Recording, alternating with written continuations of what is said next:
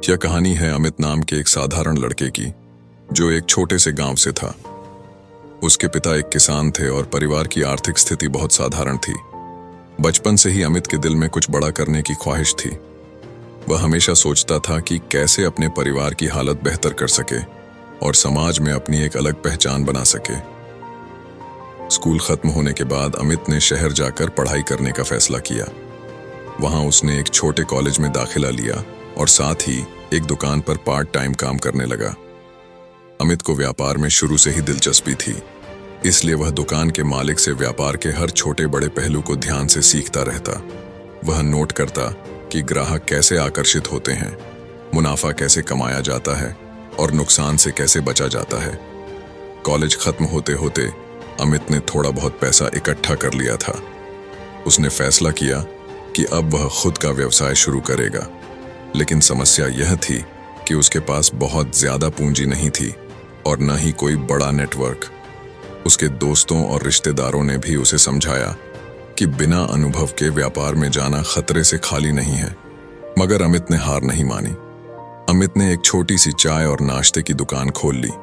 उसने अपने ग्राहकों को साफ सफाई, स्वाद और सस्ते दाम का वादा किया। वह खुद सुबह 4 बजे उठकर तैयारी करता, सामान लाता और दिन भर दुकान पर मेहनत करता। धीरे धीरे लोग उसकी दुकान पर आने लगे। उसका व्यवहार इतना विनम्र था कि हर ग्राहक खुश होकर लौटता। अमित ने यह सीख लिया था कि ग्राहक ही भगवान है और अगर ग्राहक खुश है तो व्यापार खुद ब खुद बढ़ेगा। कुछ सालों में अमित की दुकान एक छोटे रेस्तरां में बदल गई।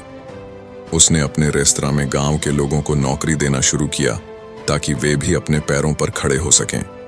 वह हमेशा गुणवत्ता पर ध्यान देता और ग्राहकों की जरूरतों को प्राथमिकता देता।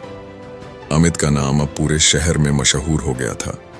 उसकी मेहनत और ईमानदारी ने उसे एक सफल बिजनेसमैन बना दिया।